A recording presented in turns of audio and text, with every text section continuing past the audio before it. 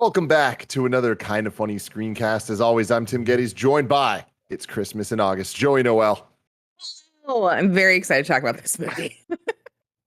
Your hello got cut off from the mic, and you sounded like Alvin and the Chipmunks for a second. Yeah, it was scary. I was scared. That scared me.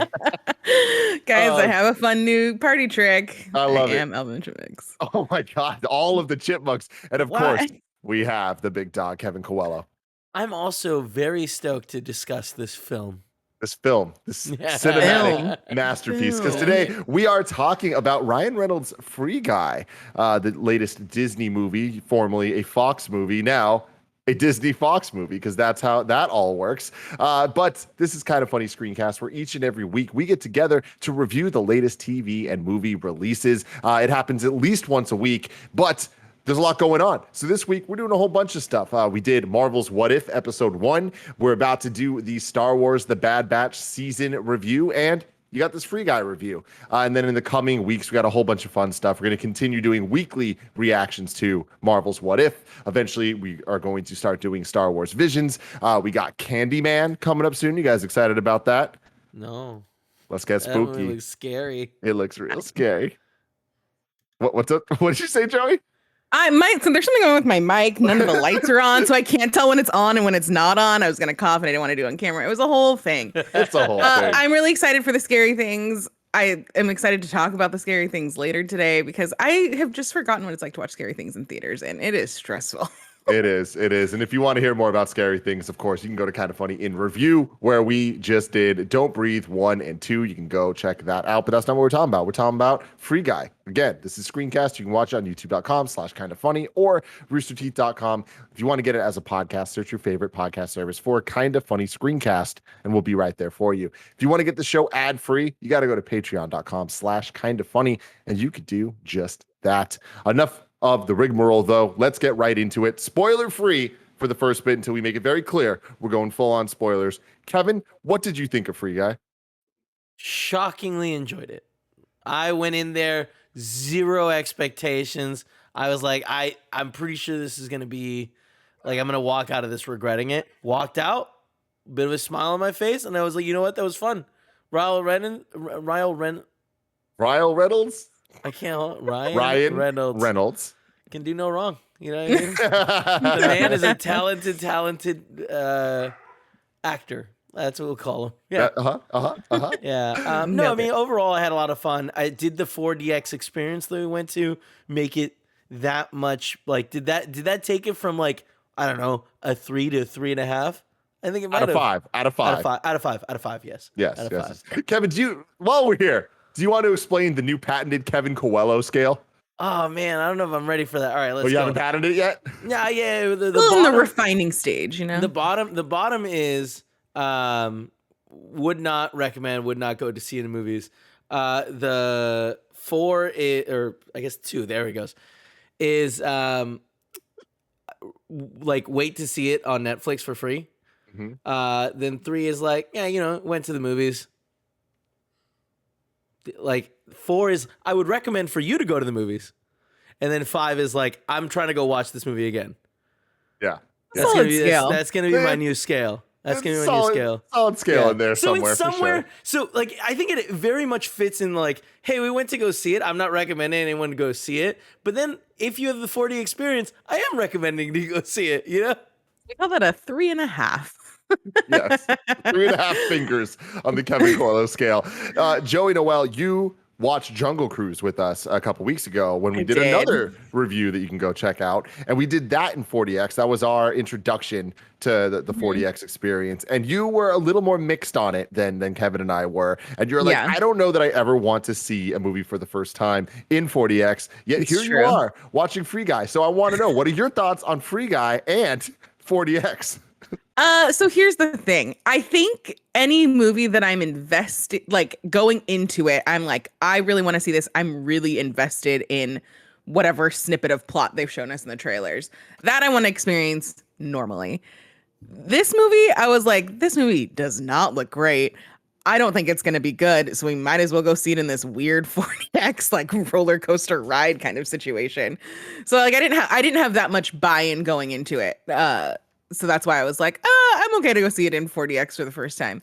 Came out of it, liked it surprisingly more than I thought I was going to. Like it's I will say it's fun. I really liked all of like Ryan Reynolds, obviously really great, really fun. I think all of the characters they put around him were pretty good. Everybody's been telling me to watch Killing Eve for like years that it's been on TV with Sandra Oh and Jodie Comer, I think is her name. But this is my like first introduction to her. The whole time I kept thinking, man, she looks like the girl from Happy Death Day, but she doesn't, and it was very distracting. It was That's like when we funny. saw Ready or Not, and I was like, man, that girl looks like Margot Robbie, but not, and it was very distracting for the entire movie. So I had a lot of fun. I think the 40X was fun. Like there's something about the gamification of a movie, watching it in like another level of gamified viewing experience that made it kind of cool. I kind of hate like admitting that. It what Some of it is like egregious. Like we got out of the movie and there was just like beverage spilled everywhere from like all of us with various like beer and wine and stuff like that. That's why I got the So can, Joey. That's why I got the can. It fit And I into even the cup holder. even like the jammed it in. wine glass I had that was like half full by the time the movie started, like was all over the place. I'm like, man, like it's not you have to just be prepared. It's like, do I need to bring a poncho next time? Poncho, baby. Let's do it. I know. And so, but yeah, I had a lot of fun. There's a lot of fun nods to like just the little things that you know from being in a video game that I appreciate, where it's just like you just see all of the other like character players that are just doing stuff in the movie, and you're like, oh yeah, sometimes I do just like run against a wall for like no reason because I'm killing time until I load in, or like all those like dumb little things that you do. I'm like, oh, they understand. They understand. Tim, what do you think? I just like you guys, very surprised how much I enjoyed this movie. I think the most accurate review I can give this Free Guy movie is it is the best movie with the worst trailer I've ever seen. Like watching this trailer, I was like, there's not a chance this movie's good. And watching it, I'm like, wow, this is so much better than the trailer would lead you to believe. And I don't think that it was a bad cut of the trailer. I think it's just a very difficult movie to make a trailer for, to make it seem like it has the heart that it does. Like you brought up the word fun. This is a very, very fun movie, but like there's some deeper shit going on. Like it's more Truman Show than the trailer kind of leads you to believe. And I was like kind of into that. And I totally agree with you. The cast of supporting characters around Ryan Reynolds is fantastic. And you know, Ryan Reynolds is just one of those guys that is kind of the same in every movie. He's just Ryan Reynolds as a non-playable character, as Detective Pikachu, as, you know, whatever his character name was in Hobbs and Shaw. And at some point, that's going to overstay its welcome, but that point hasn't hit yet for me. And I'm very happy about that because he clearly cares about this. And it didn't seem like phoning in a performance where it's just like, I know I can just show up and be me and this is going to work. It really felt like he's like, I want to make this guy character something a little bit special and something a little bit enough different from how I normally am, that again, heart, like just there's some character there. And I was even more impressed with Jodie Comer. I think that's how you say her last name, but I have no experience with her. I've never seen her in anything. And I was like, damn, you're really kind of captivating on screen. And I believe in your chemistry with all the different characters that she was interacting with throughout the film.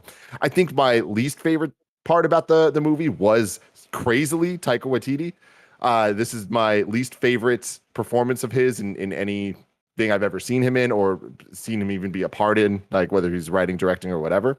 So I was a little let down by that because I thought he could do no wrong. And it wasn't the worst thing, but it was just kind of like, I feel I don't even want to say hit or miss. He was miss or hit, if that makes sense.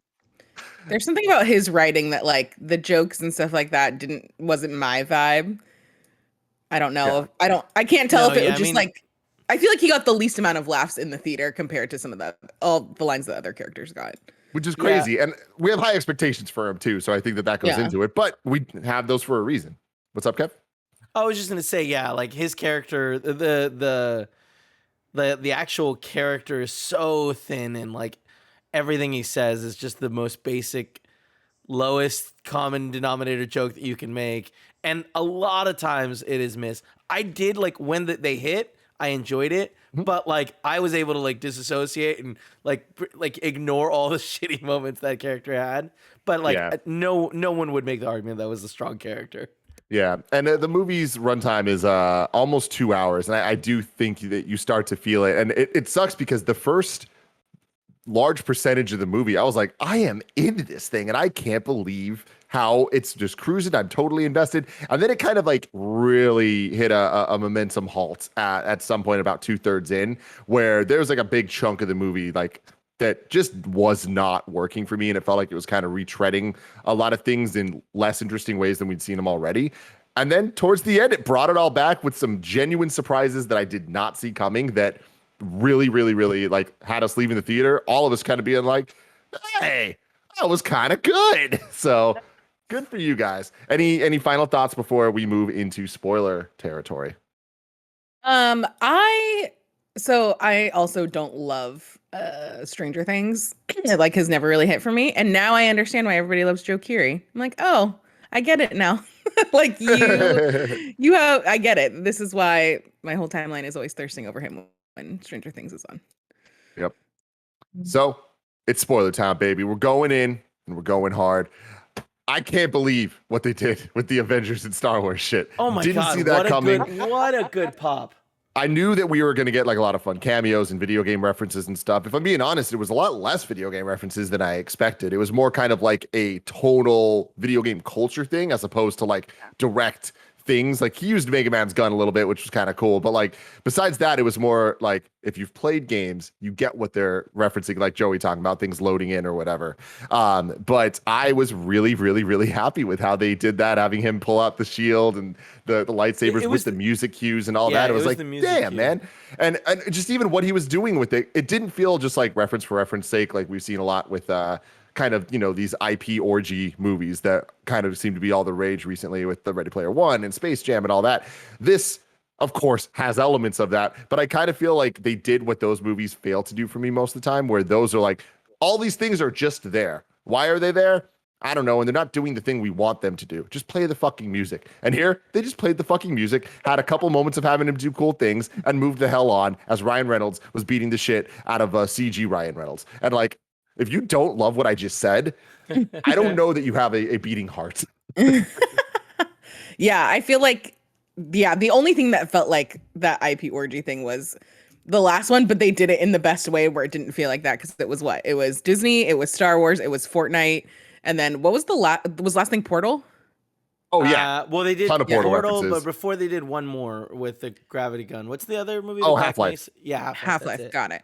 Yeah. But like, it's all things that like everybody's going to be stoked about at least one of those things being in the game.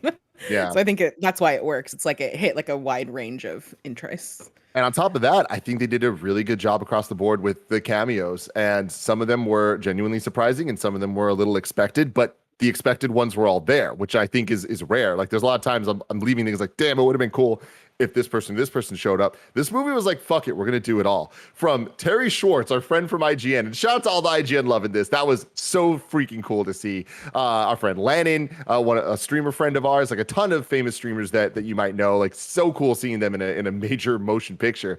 But then the idea of this movie having layers of the in-game avatars and then the streamers playing the game and then the developers making the game, like so many opportunities to have cool people and funny moments that work in different ways. Example being during that Star Wars and Avengers moment popping out, it's Chris fucking Evans. And we get Chris Evans like reacting. That's so cool. Then going into the game, some little kid playing and the avatar is Channing fucking Tatum. Like, God, it's the king so good. of that How type did we of go cameo. this long in the review without talking about know. Channing Tatum? It's so we see him in the beginning and we see just the tiniest glimpse of him, and Joe immediately is like, "Was it Channing Tatum?" And I was like, "I think so," but like, Love it. I don't know how Hours you I've saw stared at that yeah. man's jawline. A lot of Magic Mike rewatches. Hell yeah. Man. But he was so fun. Like, I feel like he kind of falls into the same trap that Ryan Reynolds does, where he's like just Channing Tatum, but in a different movie. But this one I thought was like pretty fun. Like they used him in like his skill set of like the like 21 Jump Street kind of comedy side of him and like the weird dancing moves. I was not expecting to see so much dancing from Channing Tatum in this movie. Well, but it doesn't feel weird. Here's the reason it doesn't feel weird. Channing Tatum is the cameo king. Like he has learned that And this is something that like Ryan Reynolds hasn't hit yet, in the sense that like there are a few actors that we can all kind of agree are like, I'll watch them in anything because of who they are. The Rock, Ryan Reynolds, and Channing Tatum are three in that caliber, right? And Channing Tatum often is really funny in movies like 21 Jump Street and, you know, endearing in Magic Mike. But he is at his best in things like End of the World, where he's just a cameo. Like, have you seen that, Joey? I've never seen the whole thing at once. Well, I've you seen need like to. the beginning and the Cameo is really end. fucked I up. missed the. Okay. Like, there's a cameo where he's there and he ends up just being this like weird sex slave. Oh, I So do, they and call him he's a like sex on a skimp, I leash think, and right? like all these things. Yeah. Yeah. Okay. Yeah. This is ringing a Oh bell. God, it's so It's- disturbing. It's so perfect because he plays it straight. In the same way in this movie, he just plays it straight, and he's being fucking weird and dancing and shit. And it's like, God bless you, Channing Tatum, doing this emits. opposite Ryan Reynolds. Come on. So yeah, with that alone, go watch this movie, guys. Yeah, I think all of the little things that we saw where we saw the juxtaposition between the players playing at home and their in-game characters, I thought were like pretty fun to see all of them. Like even when we start out with the two developers on the game, Joe Keery and I can't remember what the other guy's name is. But like it was Utkarsh, yeah, who is another actor also that I fucking incredibly love. like everybody in this, all the main supporting cast is so good in this.